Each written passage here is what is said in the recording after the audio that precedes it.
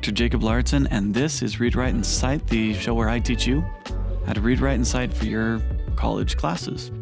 In this episode, it's the third video in a series on how to write an essay. A little while ago, I was teaching one of my high school classes, and I was like, okay, if I started from the very beginning and I taught everything I thought someone needed to know to write an essay, what would it be? I came up with 15 lessons, and here we go. This is lesson 3 out of 15. In this video, we're going to be talking about how to recognize how an author uses evidence to support his or her claim. So here are a couple things that I did. First of all, with all of these lessons, you can go to my website, drlauritzen.com, drlauritzen.com, and you can download a worksheet that goes with this. So if you're a teacher, this is something you can use with your students. If you're a student, this is something you can do to kind of help you practice. These are things that I use in my classroom, and hopefully they'll be helpful for you as well. So this is what I was thinking. I think one of the best ways to recognize how an author is using evidence is to try to look at two sides to an issue. This is something that is really important in society and something that we don't do nearly enough. At the time that I'm recording this, it's late November in 2018. We just had the big midterm election. And here in Arizona, we got smashed with political ads after political ads, especially for our Senate race, which was really close between a Democrat and a Republican.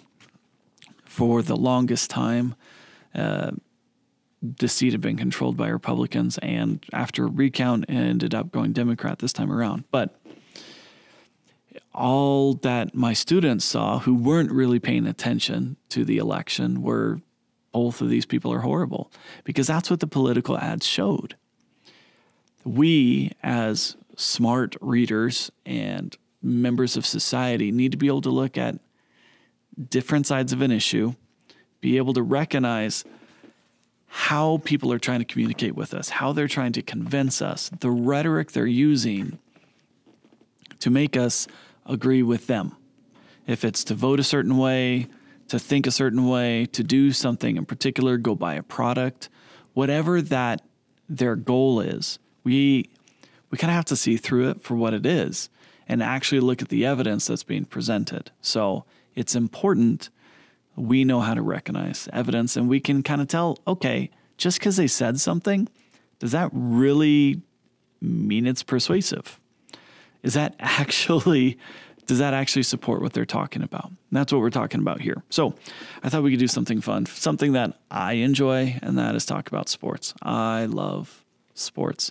I'm a big basketball fan. I love college football. I love stats. I love keeping up on stats. And one of the big debates in sports, especially over the past year or so, has been who is the greatest basketball player of all time.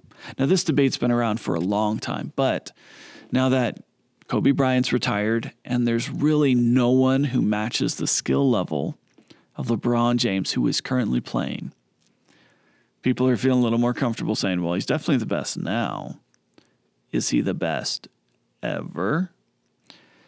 And I think immediately the argument is flawed, right? But people still try to make the case anyway. They're going to argue Kareem Abdul-Jabbar. They're going to go Will Chamberlain. They're going to go Oscar Robertson. They're going to go, Kobe, Shaq, LeBron. They're going to choose someone probably that they have a confirmation bias for, someone that they personally like. See, there's a problem with confirmation bias. When you start looking for evidence and you've already decided what the answer is, it's really hard to look at things fairly and objectively. So what I ask my students to do is, all right, go pick a topic that you want to argue about, and then look at both sides and come up with evidence to support both sides. Now, this is a really great experiment mentally, rhetorically, to just look at two sides of an issue.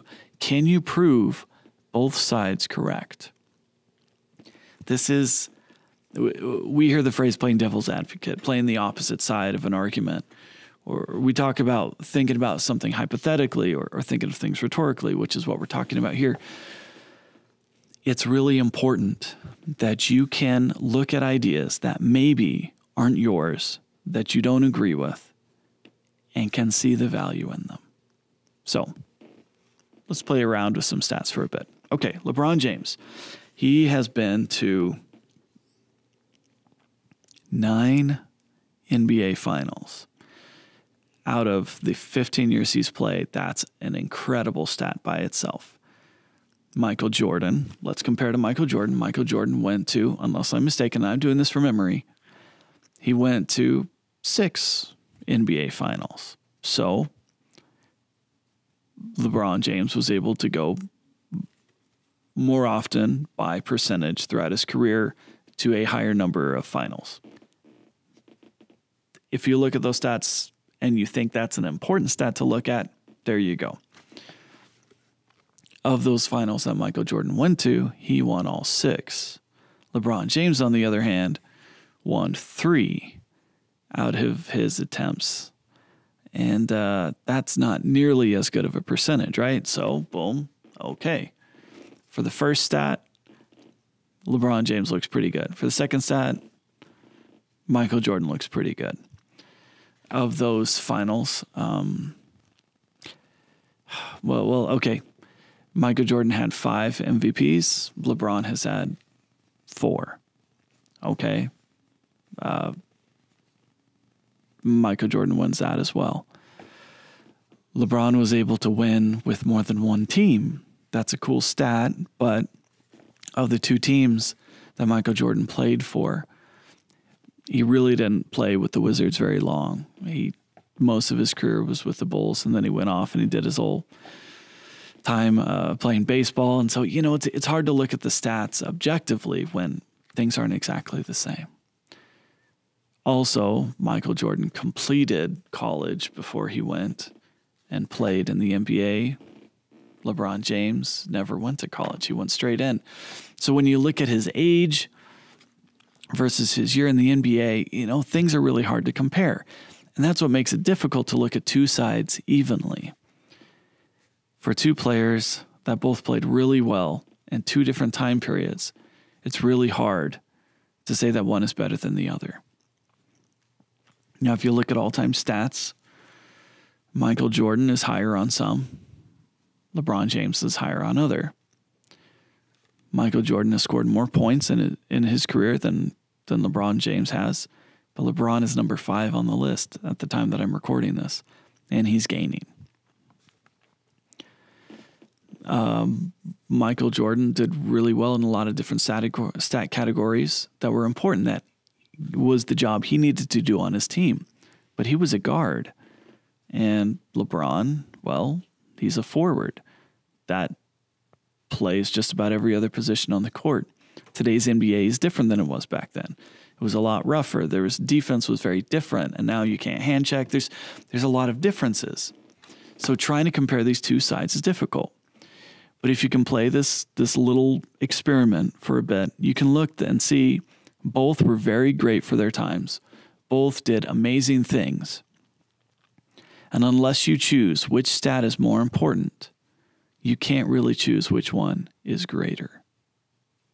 So you can either choose both are great, or you're going to have to ultimately come up with some good reason to choose which stat matters most. Does that make sense? Anyway, it's just an experiment to look at evidence, right? We're looking at, okay, so-and-so can make this argument, so-and-so can make this argument. When you're reading an essay, look at the evidence that the author's using. Does it actually back up the point they're saying? Just because they're saying it, is it good evidence? Does that stat even matter? Does that example support what they're actually saying? I can say LeBron James is the greatest basketball player of all time who's failed a ton. I can say, Michael Jordan is the greatest basketball player of all time and has succeeded every time he went to the finals.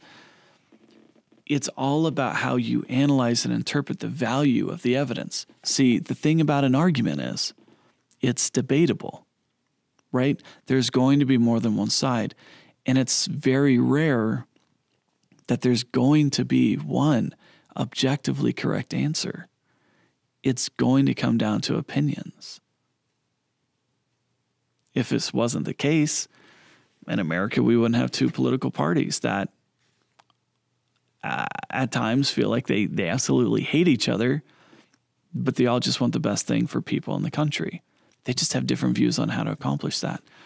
And that's one of the things that makes an argument possible and also impossible to win.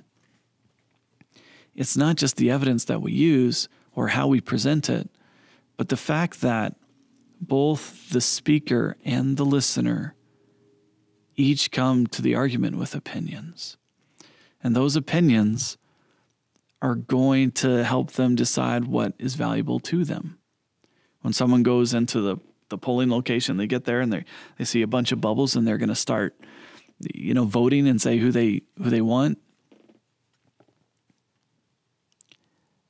There isn't always going to be a clear right or wrong. It's going to be based on your values and the things that are important to you. So you as a reader need to have an opinion. You need to understand the issue better than the person explaining it to you,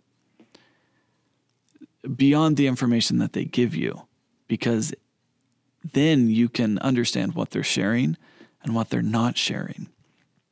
And you can weigh that to figure it out. That's why it's important to look at more than one source and not just one person's argument. And as you try to objectively make a decision about something, which is kind of impossible, but as you try to be objective in your research and you truly begin to understand something, then based on your values and what's important to you in the context of the situation, you can make a decision, which is ultimately an opinion, but supported with evidence. And hopefully that's exactly what the speaker or the writer of the essay, the speech, the whatever that you're reading has also done. You may end up disagreeing with them, but are they doing due diligence? I got it right. Are they doing their due diligence to look at things objectively and present their findings, to respond to the opposing viewpoints and say, hey, I know they say this, but this is more important. Then you can understand where they're coming from. Does that make sense?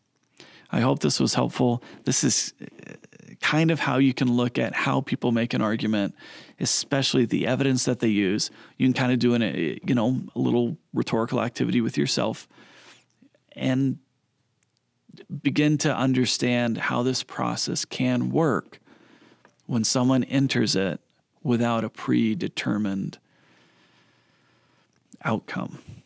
Hopefully, we can all learn this process so we can make better decisions and really understand each other. So if you found this useful, thank you so much. I appreciate that. Please subscribe to see the next video in the series. You can go to my website to see the worksheets that go along with this video. And if you have questions, you can always follow me on social media. I'm Dr. Lauritzen or JD Lauritzen across social media. And I'll be glad to answer your questions there, or you can email me directly at jacob@drlauritzen.com. Thank you so much for watching. I'll see you in the next video. Bye.